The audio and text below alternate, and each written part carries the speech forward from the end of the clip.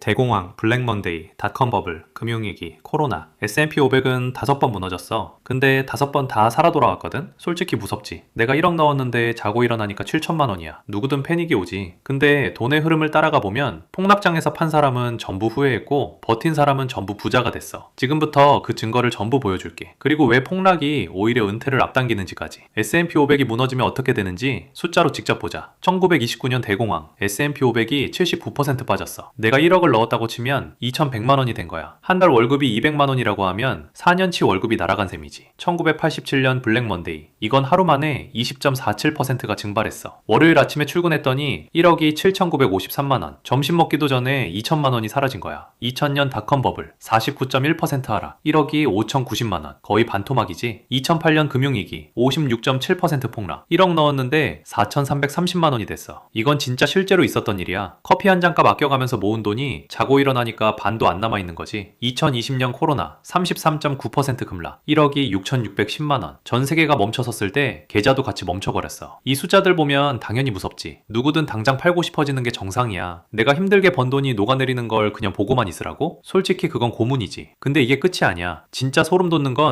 이 다음부터야. 폭락 때 팔아버린 사람들. 그 사람들은 지금 어디 있는지 알아? 숫자로 보여줄게. 방금 봤지? 79% 폭락, 57% 폭락. 진짜 무서운 숫자들이야. 근데 여기서 하나만 물어볼게. 그 폭락들, 그 다음엔 어떻게 됐을까? 대공황, 79% 빠졌잖아. 회복까지 약 25년 걸렸어. 맞아, 이건 길었지. 솔직히 인정해. 근데 25년 후 원금을 되찾은 사람은 거기서 끝이 아니라 그 이후로 40년을 더 벌어먹었어. 블랙 먼데이, 하루 만에 20% 날아갔는데 회복은 약 20개월. 2년도 안 걸린 거야. 하루의 공포, vs 20개월의 인내. 버틴 사람이 이겼어. 닷컴 버블, 49% 빠지고 약 6, 7년 만에 회복. 어제까지 100만원짜리 물건이 51만원이 됐다가 다시 원래 가격으로 돌아온 거야. 마트에서 좋아하는 물건이 반값이면 사재기 하잖아. 주식만 되면 다들 반대로 하거든? 금융위기 57% 폭락. 이건 진짜 전 세계가 끝장났다고 생각했어. 회복까지 약 5년 반. 2013년 4월에 원래 자리로 돌아왔어. 코로나 34% 급락. 근데 회복은 단 4개월. 역대 최단 기록이야. 여기서 패턴이 보여. 대공황 25년, 블랙 먼데이 20개월, 닷컴 7년, 금융위기 5년 반, 코로나 4개월. 회복 기간이 점점 짧아지고 있어. 왜냐? 100년 동안 각국 정부와 중앙은행이 폭락에 대응하는 능력이 진화했거든. 그래도 이번엔 다를 수도 있지 않아? 라는 생각 드는 사람 있지? 나도 그 생각 해봤어. 돈의 흐름을 따라가 보면 역사상 단 한 번도 S&P 500은 최종적으로 패배하지 않았어. 150년 동안 전쟁도 있었고 대공황도 있었고 팬데믹도 있었는데 한 번도. 그리고 이걸 실전으로 증명한 사람이 있어. 워렌 버핏. 2008년 금융위기가 터지기 직전 버핏은 헤지펀드 5개를 묶어서 S&P 500 인덱스 펀드와 10년 내기를 걸었거든. 금융위기 직격탄을 정통으로 맞은 기간이야. 결과 S&P 500 연평균 7.1% vs 헤지펀드 2.1%. 최고의 전문가 집단이 골라 담은 펀드가 그냥 시장 전체를 산 인덱스 펀드한테 3배 넘게 졌어. 폭락은 무서워. 근데 역사는 단 한 번도 거짓말을 한 적이 없어. 근데 이게 끝이 아니야. 폭락장에 산 사람 vs 폭락장에 판 사람. 비교를 미국 증권사가 20년 데이터로 분석해놨거든. 자, 여기서 퀴즈 하나 낼게. 만약 네가 20년 동안 매년 같은 금액을 S&P 500에 넣었는데 하필이면 매년 최고점에서만 샀어. 딱 꼭대기에서만 산 거야. 그러면 결과가 어떻게 됐을까? 미국 증권사 찰스 슈왑이 이걸 진짜로 시뮬레이션 해봤거든? 2005년부터 2024년까지 매년 2,000달러씩 넣는 5명을 비교했어. 총 원금은 똑같이 4만 달러. 첫 번째, 완벽한 타이밍의 피터. 이 사람은 매년 S&P 500이 바닥을 찍는 날에만 샀어. 신의 타이밍이지. 결과는 18만 6,077달러. 두 번째, 즉시 투자하는 애슐리. 매년 1월 1일에 고민 없이 바로 넣었어. 17만 555달러. 세 번째, 매달 나눠서 넣는 매튜. 적립식으로 꾸준히. 16만 6,591달러. 자, 여기서부터 진짜 중요해. 네 번째, 최악의 타이밍 로지. 이 사람은 운이 정말 없어. 매년 S&P 500이 딱 꼭대기를 찍는 날에만 샀거든? 20년 연속으로. 결과 15만 1,343달러. 다섯 번째, 미루는 레리. 지금은 고점인 것 같아서, 폭락이 올 것 같아서 계속 타이밍을 재다가 결국 한 번도 못 넣고 현금으로만 들고 있었어. 4만 7,357달러. 돈의 흐름을 따라가 보면 숫자가 전부 말해주고 있어. 20년 동안 매번 꼭대기에서 산 로지 15만 1,343달러. 한 번도 안 산 레리 4만 7,357달러. 최악의 타이밍이 투자 안 한 것보다 약 3.2배야. 그리고 하나 더, 신의 타이밍으로 매번 바닥에서 산 피터와 매번 꼭대기에서 산 로지의 차이는 34,734달러. 20년간 완벽한 타이밍이 만들어준 차이가 겨우 이거야. 반대로 한 번도 안 산 레리와 로지의 차이는 103,986달러. 3배가 넘어. 그러니까 진짜 위험한 건 타이밍을 잘못 잡는 게 아니야. 타이밍을 재느라 시장 밖에 서 있는 거야. 마트 세일을 기다리다가 결국 한 번도 장을 안 본 거랑 똑같거든? 근데 여기서 질문이 하나 생기지. 그럼 폭락이 오면 오히려 더 사야 하는 거야? 맞아. 폭락은 세일이야. 생각해봐. 샤넬백이 30% 할인한다고 하면 도망가? 아니지. 줄 서서 사지. S&P 500이 30% 빠지는 것도 똑같은 거야. 어제까지 100만 원이던 걸 70만 원에 살 수 있는 건데. 근데 주식만 되면 다들 반대로 하거든? 쌀 때 팔고 비쌀 때 사. 그래서 가장 좋은 방법이 적립식이야. 매달 같은 금액을 그냥 넣는 거야. 이렇게 하면 S&P 500이 떨어졌을 때 같은 돈으로 더 많이 사게 되고 올랐을 때는 적게 사게 되거든. 폭락장에서 자동으로 세일 쇼핑을 하는 시스템인 셈이지. 그리고 72의 법칙이라는 게 있어. 72를 연 수익률로 나누면 원금이 2배가 되는 시간이 나와. 은행 적금 4%면 72 나누기 4, 18년. S&P 500 연평균 10%면 72 나누기 10, 7.2년. 같은 돈이 2배가 되는데 적금은 18년, vs S&P 500은 7.2년. 폭락 후에 반등이 오면 일시적으로 수익률이 더 뛰어. 그때 이 복리 효과가 가속이 붙는 거야. 단 한 가지, 폭락 때 팔면 게임 끝이야. 주가가 반토막 났어도 네가 팔기 전까지는 종이 위의 숫자일 뿐이거든. 진짜 손실은 팔았을 때 확정돼. 2020년 코로나 때 33.9% 빠졌는데 안 팔고 버틴 사람은 4개월 만에 원금 회복했어. 반대로 바닥에서 팔아버린 사람은 그 반등을 전부 놓친 거야. 폭락은 종이 손실이야. 팔기 전까지는 잃은 게 아니야. 근데 여기서 진짜 무서운 얘기 하나 할게. 폭락보다 더 조용하게 네 돈을 갉아먹는 게 있어. 세금이야. 같은 S&P 500을 사더라도 어떤 계좌에서 사느냐에 따라 세금이 완전히 달라져. 이걸 모르면 폭락 안 당하고도 수익의 절반을 날릴 수 있어. 돈의 흐름을 따라가 보면 계좌 선택이 왜 중요한지 바로 보여. 먼저 가장 흔한 실수. 일반 증권 계좌에서 국내 상장 해외 ETF를 사는 거야. 타이거 미국 S&P 500 같은 거. 이거 배당 소득세가 15.4%야. 여기까진 그럴 수 있어. 근데 진짜 함정은 따로 있어. 이자랑 배당 합쳐서 연 2천만 원 넘으면 내 월급이랑 합산돼서 최대 49.5%까지 세금을 때려. 폭락으로 30% 잃을까봐 투자 못했는데 세금으로 절반 가까이 날리고 있었던 거야. 그럼 해외 직접 투자는 VO나 SPY를 미국에서 직접 사는 거지. 이건 양도소득세 22%에 연 250만 원까지 기본 공제가 있어. 일반 계좌보다는 낫지. 근데 이것도 최선은 아니야. 진짜 답은 세금 효율 계좌야. ISA 계좌부터 보자. 200만 원까지 비과세고 넘는 금액은 9.9%만 내면 돼. 다른 소득이랑 합산도 안 해. 3년 의무 가입인데 만기 되면 연금 계좌로 이전할 수 있어. 이전하면 이체한 금액의 10%를 추가 세액공제로 돌려줘. 최대 300만 원. 그 다음이 연금저축이랑 IRP야. 여기에 넣으면 매년 세액공제로 최대 148만 5천 원을 돌려받아. 넣는 순간 돈이 생기는 거지. 그리고 이 계좌 안에서는 돈을 굴리는 동안 세금이 0원이야. 인출 전까지 세금을 안 내니까 그 세금 낼 돈까지 같이 굴리는 거야. 복리 효과가 극대화되는 이유가 이거야. 숫자로 비교해볼게. 1억 수익이 났다고 치자. 해외 직접 투자였으면 세금이 약 2,145만 원이야. 근데 연금 계좌에서 연금으로 받으면 약 550만 원. 4배 차이야. 같은 S&P 500 사서 같은 수익을 냈는데 계좌 하나 때문에 1,595만 원이 갈려. 그래서 순서가 중요해. ISA 계좌 열고 3년 굴려. 만기 되면 연금 계좌로 이전해. 나머지는 연금저축이랑 IRP에 직접 넣어. 이게 전부야. 그리고 하나 더. 2026년 하반기에 ISA 비과세 한도가 200만 원에서 1,000만 원으로 확대되는 세법 개정이 추진 중이야. 아직 확정은 아니지만 납입 한도도 2억 원으로 늘어날 수 있어. 지금 당장 계좌를 열어야 하는 이유가 이거야. 3년 의무 기간이 있으니까 빨리 열수록 빨리 혜택을 받아. 자, 정리해줄게. 딱 3줄이야. 하나, S&P 500은 100년 동안 폭락할 때마다 전부 회복했어. 단 한 번도 예외 없이. 둘, 최악의 타이밍에 사도 투자 안 한 것보다 3배 이상 나았어. 타이밍이 아니라 시장에 머무는 시간이 답이야. 셋, 폭락이 오면 오히려 더 사. 단 ISA랑 연금 계좌에서. 같은 수익이라도 세금이 4배 차이 나니까. 이게 어렵게 느껴지면 계좌 여는 방법은 다음 영상에서 하나하나 보여줄게. 지금 당장 할 수 있는 건 딱 하나야. ISA 계좌 개설. 3분이면 돼. 자기 전에 해.